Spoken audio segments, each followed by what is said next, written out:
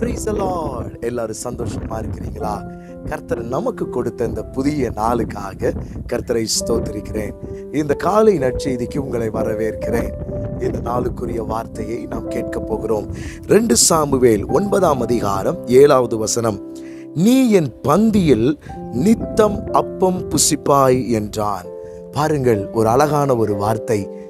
தாவீது இந்த வார்த்தையை யாரை பார்த்து சொன்னார் என்றால் மேவி போசேத்தை பார்த்து சொன்னார்.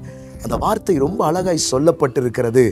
நீ என் பந்தியில் நித்தமும் அப்பம் புசிப்பாய். இந்த வார்த்தையை கேட்கிற அருமையான தேவ பிள்ளைகளே, நம்முடைய கர்த்தர் உங்களுக்காக ஒரு பந்தியை ஆயத்தப்படுத்தி இருக்கிறார்.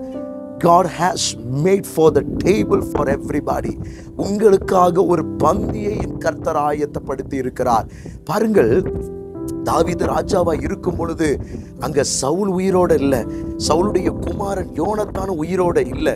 அப்பொழுது தாவீது அவன் தன்னுடைய ஊழியக்காரிடத்துல கேட்ட காரியம் என்ன தெரியுமா?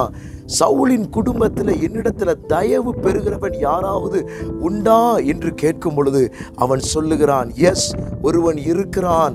அவன் யாரு தெரியுமா? யோனத்தானுடைய குமாரன் மேவி போசேத்.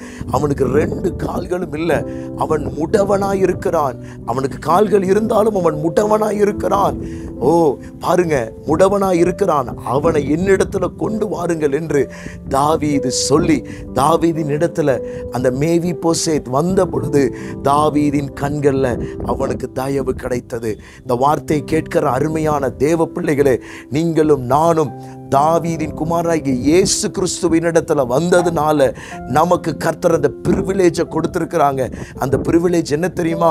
அவரோடு கூட நாம் பந்தியிலே அமர, நித்தமும் அப்பம் புசிக்க கர்த்தர் கிருபை தருவார். பாருங்க, ஒருவேளை இந்த மேவி போசேத் வரும் பொழுது ஐயோ என்னையும் கொல்ல போறாங்களா, என்ன சொல்ல போறார் தெரியலையே, ராஜா என்ன சொல்ல போறார் தெரியல, ஏக்கத்தோடு வந்திருக்கலாம். ஆனால் ராஜாவாகிய தாவீது சொன்ன வார்த்தை அந்த இடத்துல ஒரு பெரிய ஆச்சரியத்தை கொண்டு வந்தது.